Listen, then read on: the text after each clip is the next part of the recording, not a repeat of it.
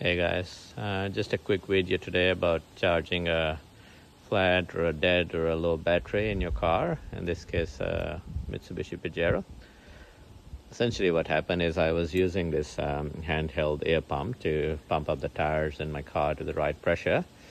Now this one's got a standalone lithium battery, but it's also got a 12 volt connection that you can make. So I just plugged it into the cigarette lighter and I charged the two front. I inflated the front two tires, but I didn't turn the engine on, so it drained the battery. And when I started the car, the battery was down to around 11.3 volts, and it was giving me the low battery signal. So the battery is not old; it's only a year or so old. So hopefully, I haven't done any permanent damage to it. But anyway, I didn't like it, so I decided to use my battery charger, which I've had for a while. I've used it to charge my AGM battery previously, and I thought I'll use it to charge the car battery as well and just sort of bring it up to full charge. So fairly simple, straightforward process. Just a couple of important things to remember. Now this has got a 240 volt input, so you got to connect it to your power socket either directly or through an extension cord, as in my case.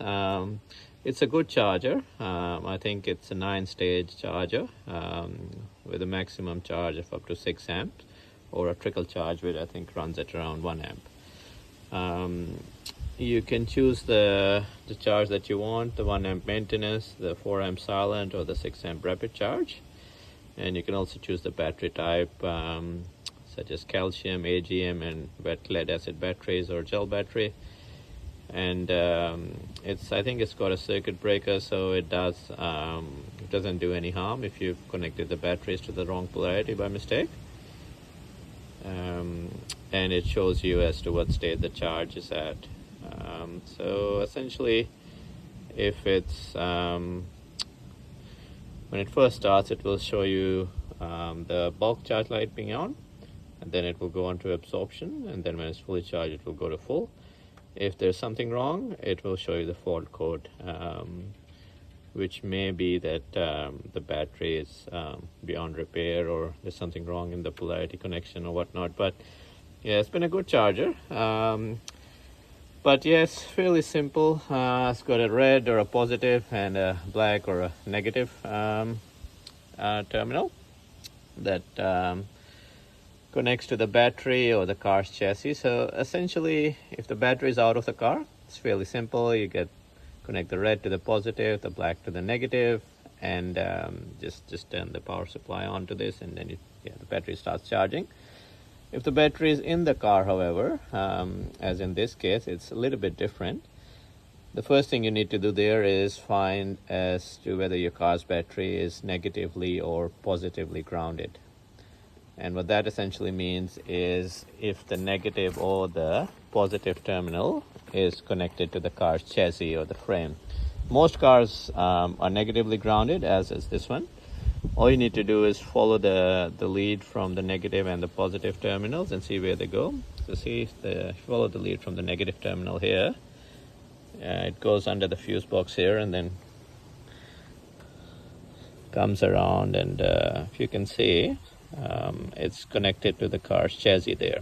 So that means it's negatively grounded, whereas the positive cable just goes down here, and it's going further out, so it's not connected to the car's chassis. So it's negatively grounded. What that means is you connect the positive terminal to the battery from the charger, and you connect the negative terminal to the car's chassis.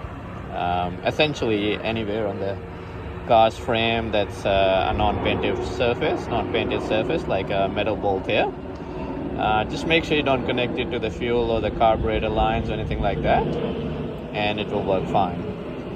If your car is positively grounded, you just reverse the process. So you connect the negative terminal or the black terminal to the negative terminal on the battery, and you ground the positive or the red terminal to the car's chassis. So as I said, most cars are negatively grounded, at least most modern current cars here in Australia. So this is what you'll be doing. And the reason you do it instead of connecting both the red and the black terminals to the battery itself is It may not be that much of an issue with these modern chargers, but and if you're charging in a well-ventilated area, there is a risk of buildup of gases like hydrogen or sulfuric or whatever gases, which can be harmful or toxic or inflammable, I suppose. So just do it this way; it's safer, and that's how you are told to do in the manual anyway. So that's it. You just hook it on. It'll take a few hours depending upon how low the battery is, and the lights will sort of change from bulk to absorption to full. Here in this case it's fully charged. So what I'll do is I will just go ahead, disconnect this, and then we'll just turn the key and see what the battery is showing in terms of volts. As I said before I started, it was down at 11.3 volts. And I was getting a low battery sign on the dash.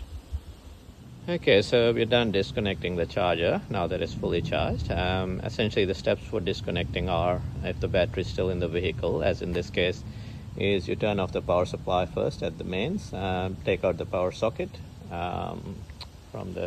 take out the power cable from the socket,